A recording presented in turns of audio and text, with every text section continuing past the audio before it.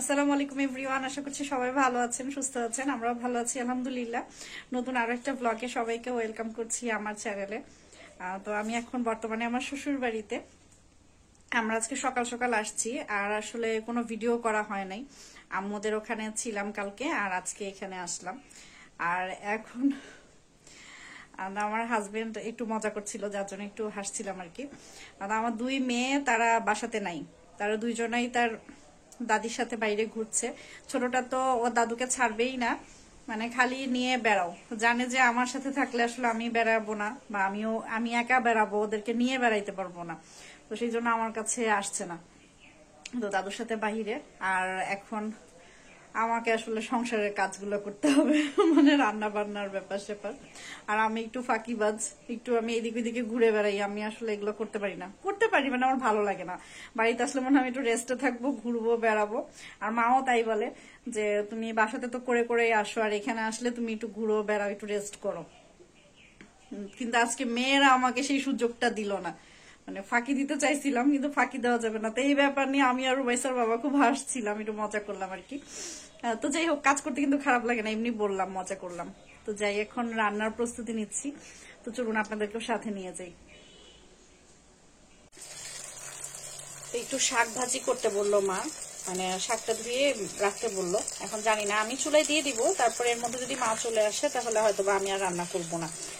তো এখন শাকটা ধুয়ে নিচ্ছি।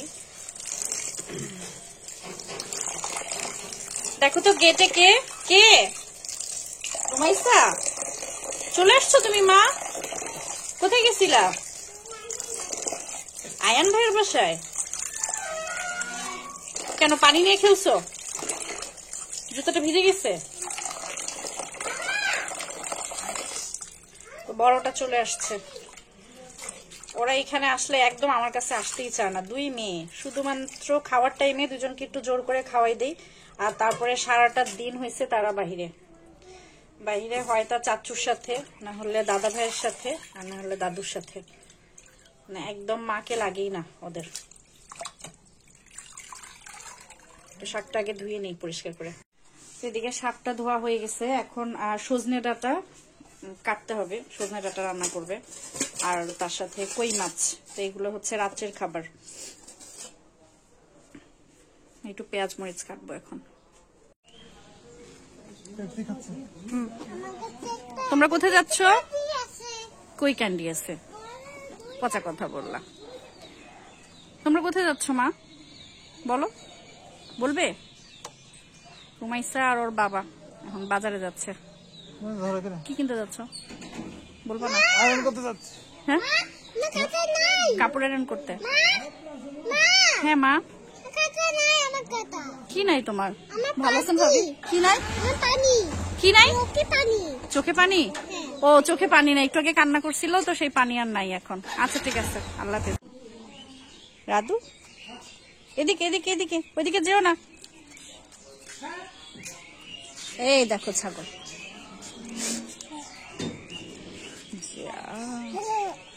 হ্যাঁ,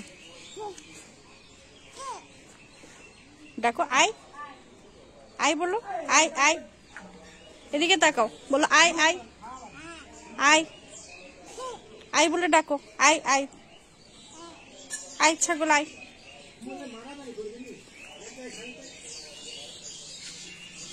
এই যে,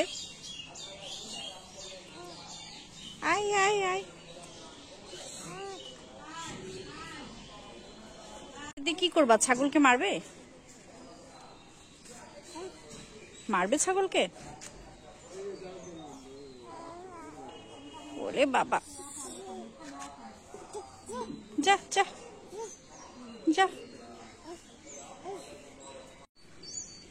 রাধুকে একটু নাও, রাধু কখন থেকে অপেক্ষা করছে। হ্যাঁ, দুজনকে নিয়ে পারবা না তুমি? এটা কি নিয়ে আসছো? আইস ললি? রাধু আমার কোলে আসবে না, কখন থেকে ওকে নিয়ে ঘুরতেছি, কোলে আসবে না, ও হাঁটবে একা একা। আসো এখন, কোলে আসো, আসো আসো আসো আসো। কেন, কিসের গ্যাঞ্জাম করছো? তরমুজ ছোলা ভিজানো হয়েছে ইফতারের জন্য, এখন রান্না করতে হবে। আর এখানে আমি শরবত গুলে রাখছি।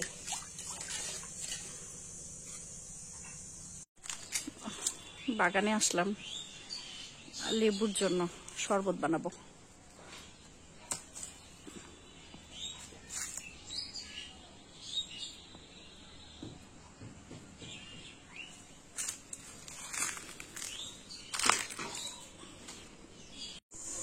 এখানে মুরগি রান্না করা হয়েছে বেশ অনেকগুলা, কারণ আমাদের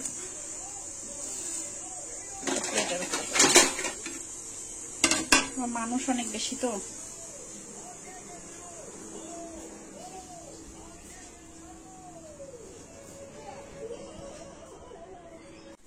এটা আমাদের গাছের পেঁপে। তো পেঁপে আমার খুব পছন্দের একটা ফল, আর এইটুকু পেঁপে মা রেখে দিছিল। গাছে আরো আছে না রমেশের বাবা? একটা আছে, ওইটা নাকি পাকা। তো এটা এখন কাটবো। হ্যাঁ, ওই টাইপের খেতে তো বেশি ভালো লাগে। তরমুজ। আজকে আমরা টেবিলে বসবো না, ফ্লোরে বসে ইফতার করব। আপনাদের সাথে আমাদের ঈদের ড্রেস শেয়ার করা হয় নাই, মানে বাচ্চাদেরগুলো শেয়ার করছিলাম, ফ্লোরেই বসি। আর এগুলো নতুন করে গিফট পেয়েছি, তো সেগুলো একটু শেয়ার করি। আর যেহেতু কালকে ঈদ, তো আজকে এই ব্লগটা শেষ করব, তো ভাবলাম যে আগে ড্রেসগুলো একটু আপনাদেরকে দেখাই। তো এটা হচ্ছে রুমাইসার।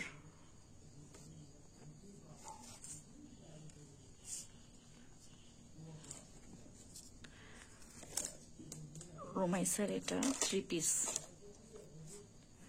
ড্রেসটা খুব সুন্দর।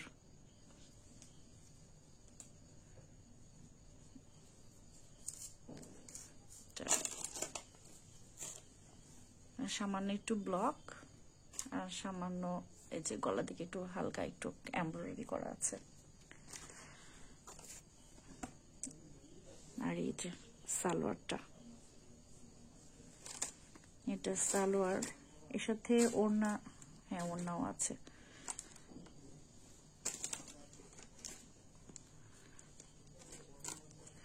আর আমার রাদিয়া বুড়ির ড্রেসটা দেখেন এত সুন্দর।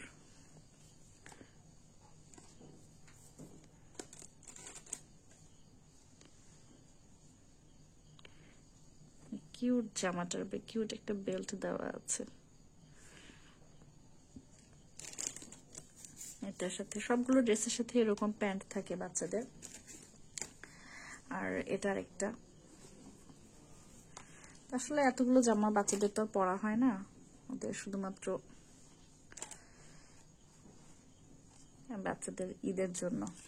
বাচ্চাদেরই ঈদ, বড় হয়ে গেলে আর ঈদের কিছু থাকে না। এই যে ওইটার সাথে একটা প্যান্ট, এই জামাটাও অনেক সুন্দর।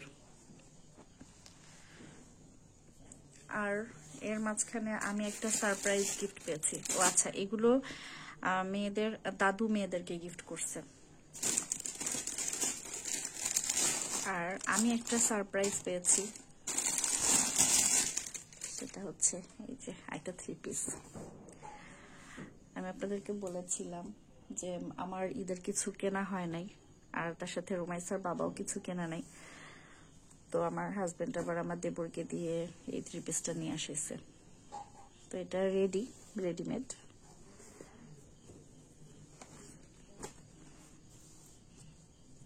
এটা হচ্ছে কামিজটা, আর এটা ওড়না, আর এই যে সালোয়ারটা। তো এটা হচ্ছে আমার ঈদের জন্য, এটা আমার গিফট, মানে হঠাৎ করে পাওয়া আর কি।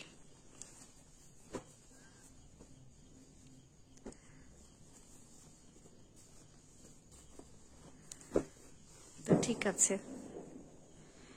এই ছিল আমাদের ছোটখাটো একটা মানে ঈদের গিফট ব্লগ বলতে পারেন। তো আজকের ব্লগটা এখানেই শেষ করছি, কারণ এখন বসে বসে চেষ্টা করবো একটু মেহেদি দেওয়ার, হাতটা খালি তো হালকা পাতলা একটু মেহেদি না দিলে ভালো লাগে না। তো কাপড় চোপড়গুলো সব গুছাই নিয়ে তারপর একটু মেহেদি দিব। তো এইখানে বিদায় নিচ্ছি, সবাই ভালো থাকবেন, পরবর্তী ব্লগে আবারও কথা হবে। কালকে ঈদ, সবাইকে ঈদ মোবারক। যদি সম্ভব হয় তাহলে ঈদের কি কি করলাম না করলাম আপনাদের সাথে টুকটাক করে শেয়ার করব যদি পারি। আর যদি না পারি তাহলে আর কিছু করার নেই। তো ঠিক আছে, সবাই ভালো থাকবেন, সবার ঈদ ভালো কাটুক, আনন্দে কাটুক। সবার জন্য অনেক অনেক দোয়া। আপনারাও সবাই আমাদের জন্য দোয়া করবেন। পরবর্তী ব্লগে আবারও কথা হবে। সে পর্যন্ত আল্লাহ হাফিজ।